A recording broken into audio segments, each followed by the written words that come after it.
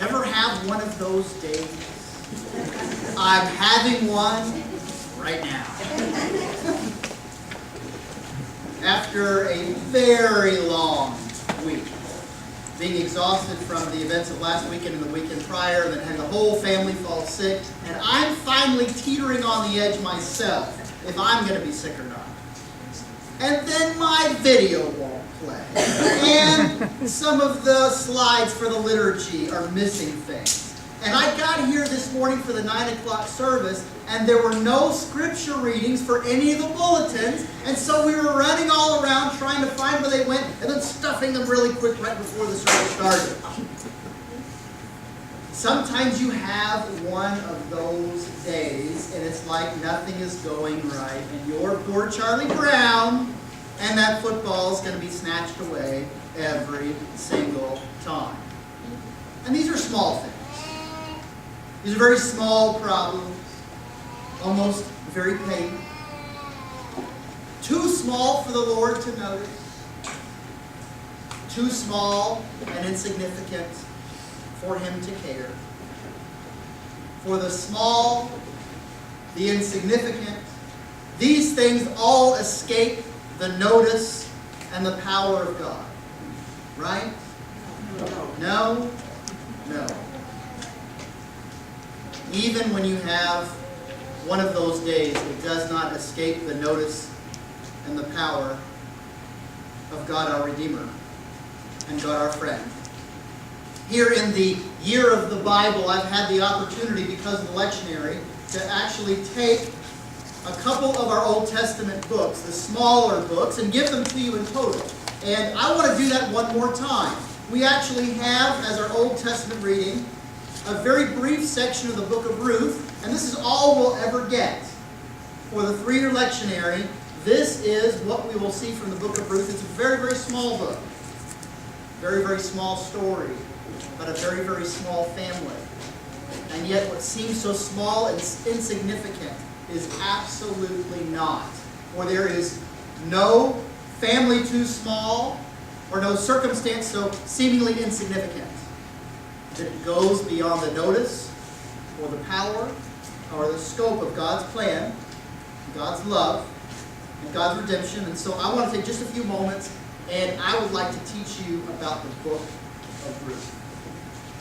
If there was ever a Charlie Brown instance where you had one of those days, here it is. It all begins with another woman, not Ruth. It begins with a different woman, Naomi. Naomi and her husband Elimelech, they're Israelites. They are people, the children of God, and they live in Bethlehem. But they can't stay there because there's no food. There's a great famine in the land, and it's stay at their homes and die, or go someplace else and have a chance to live. And so they travel to Moab. And Moab is a neighboring country, and they set up shop in Moab because there's food there. And Naomi and Elimelech have a couple of sons. And since they're living in Moab, they find a couple of nice local girls, and they get married. And it sort of looks like everything is going to work out, and they will raise their family here in a foreign land until it doesn't, and tragedy strikes. And Elimelech and the 2 sons, they all die. And poor Naomi, away from all of her family, away from everything she knows, she is stuck in a foreign land with these 2 foreign daughter-in-laws, and they have got nothing. She is a widow.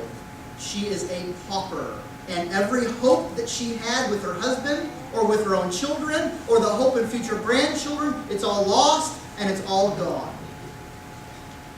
She has no hope left and says, I guess I just have to go back home and do the best that I can. She tells these daughter-in-laws that I release you.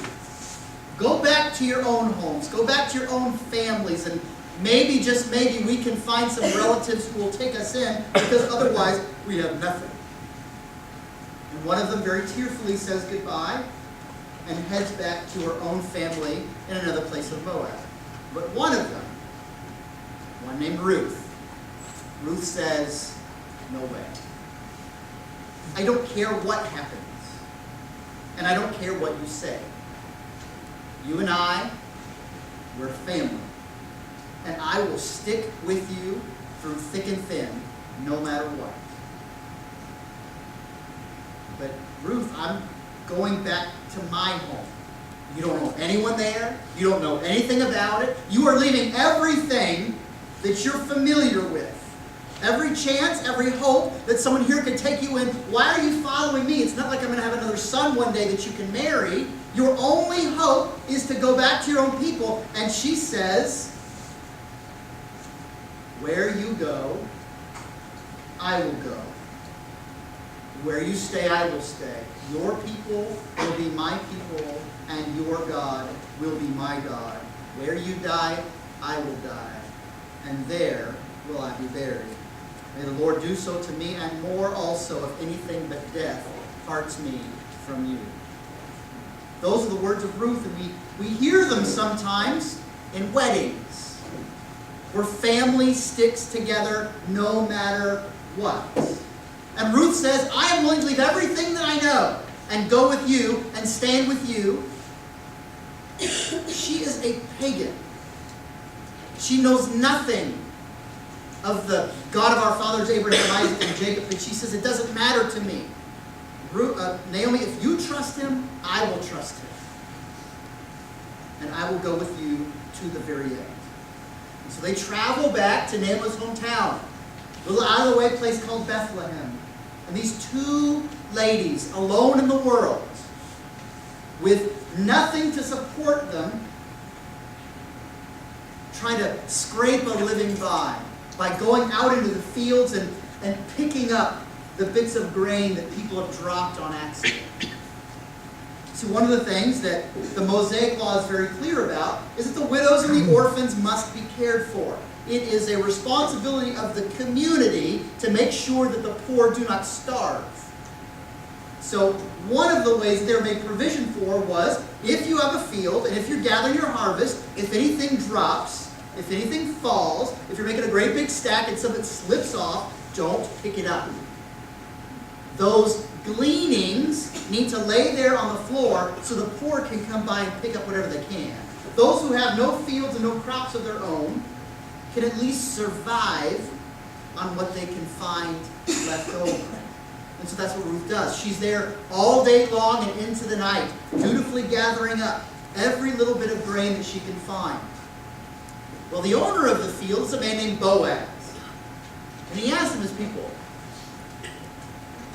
who is that? I've never seen this woman before. What's going on? Well, word has already started to spread. People noticed that Naomi came back into town, and they noticed that she came without her husband, without her sons, and with just this one daughter-in-law. As a matter of fact, when Naomi first gets to town, they say, Naomi, it's so good to see you again. We hear other words that might be familiar to you. The words are spoken, do not call me Naomi, which means pleasant. Call me Mara, which means bitter. For the Almighty has dealt very bitterly with me. And if around Lent you have walked the stations of the cross with us, you have heard those words in reference to Mary as she is witnessing the suffering and death of her son. These are words first spoken in the Old Testament by Naomi. People are very moved when they hear about Naomi's great tragedy, but they are more moved when they hear about Ruth's great faithfulness. And so they tell Boaz who this woman was, that she was willing to give up everything, to leave her own home, even to leave her own pagan gods, and to come back to Bethlehem so that she would never, ever, ever leave her mother-in-law alone. Boaz is very impressed by this. Very impressed. And he says, drop a little extra for them.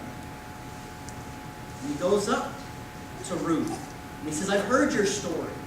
And I'm very impressed by you. I tell you what, don't go to any other fields. You stay in my field. I will personally make sure you are safe, you are protected, and you are provided for. And in great gratitude, she gathers up far more grain than she ever thought she would and brings it back to Naomi. And Naomi is overjoyed, and she finds out just who this Boaz is and realizes Boaz is a relative of her late husband, Elimelech. Well, as I mentioned, the Mosaic Law says that the care of the widows and the orphans is a community responsibility. Well, according to Mosaic Law, it's also a family responsibility. If anyone is widowed or if anyone is orphaned, it is up to the family first and foremost to try to bring that widow or that orphan back into that family, to redeem that situation by, for example, marrying a widow so she is not destitute, taking in those orphans so that they can have a future. The concept of the kinsman redeemer states that the nearest male relative ought to take Ruth into his home as his wife and redeem her and redeem her lost family. So Naomi has a plan. Right, Ruth. I don't know if this will work, but it's the best shot we have. I want you to take a shower, get dressed up in your nicest stuff. And I want you to go tonight and find Boaz. And there, dressed in your finest, I want you to try to make a love connection. And so she does. Dutifully, Ruth prepares, finds Boaz all by himself late at night, and lets him know that she is available. And Boaz is again deeply moved.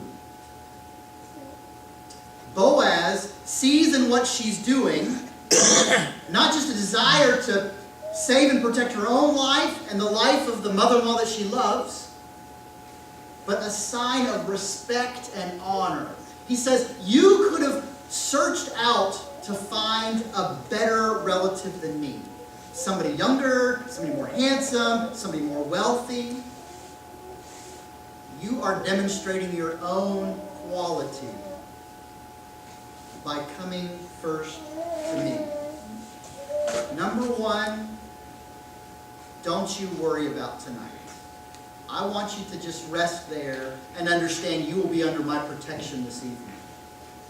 Number two, when you get up, I want you to take as much grain back to your mother-in-law as you could possibly carry. Number three, I want you to know that I will not let this go unnoticed. As long as there's not someone else who could step in, I will be your kinsman redeemer. And safe and sound, she spends that night. Boaz refusing to take advantage of the situation. And she is sent home in the morning with all this grain and with this joyous news. Boaz then goes out into the city and he's trying to do a little research. And so it turns out there is someone who is a closer relation. And so he brings some elders with him and he approaches this closer relation and he explains the situation. And he says, will you redeem the property of my dead relative Elimelech? Will you take in what used to belong to him and make sure that it stays within the family? And the guy says, ooh, property? I'm in. And Boaz says, okay, but there's also this daughter-in-law, Ruth, and you got to marry her to get it. He says, no thanks. Are you sure? Yes. Thanks, but no thanks. Property I like, getting married to Ruth, I pass. And Boaz says, okay. Boaz then goes back to Ruth and Naomi. I will be your kinsman redeemer, and you, Ruth, will be my wife. And together,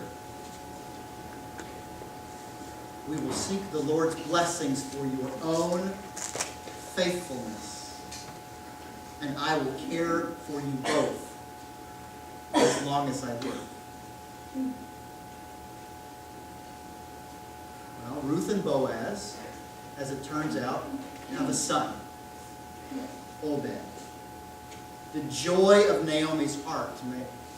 She takes this grandson, and everyone knows, oh, that's Naomi's boy, Obed. She who saw the hopes and dreams of a family one day taken from her is now restored by the blessings of God. And it seems like such a small little story about a small little family with small little problems, seemingly insignificant, a couple of widows. Who cares? People die every day. Yeah, it's sad, but what are you going to do? The story ends with almost an offhanded remark that the child of Ruth and Boaz, baby Obed, he will grow one day and have a son of his own. Obed will have a son named Jesse. And Jesse will have lots of sons. The youngest son you've heard of. He was a shepherd boy. Killed a giant once. Was the king of all Israel. Ruth's grandson is King David. The story seems so small. It's so very short. 4 chapters about a couple of insignificant widows. And yet there is no story too small, no person too seemingly insignificant to be unknown by God, to be outside of his reach or power. No suffering too small or too great that it can't be used for God's own good purposes to bring about his own glorious plan. There is no tragedy too deep or too personal that it cannot be redeemed by God himself.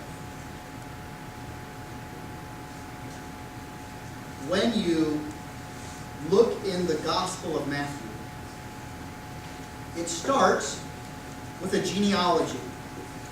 Oh boy, Bible genealogies! And you can actually read through. This guy begat this guy, begat this guy, and on and on and on and on and on, and your eyes start to glaze over and your head starts to spin because of all the begat. And, interestingly enough, like all those other genealogy lists, it seems like it's just a bunch of guys, as though the ladies had nothing to do with all these children. But that's how they were tracing genealogically who was related to whom by these patriarchs, by these fathers, and this guy had this son, and this son had that grandson, and that grandson had that great-great-grandson, and on and on and on.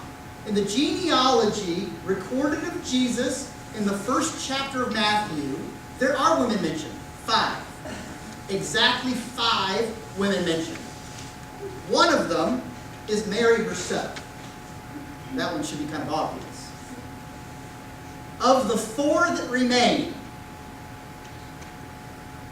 one of them was Rahab the prostitute.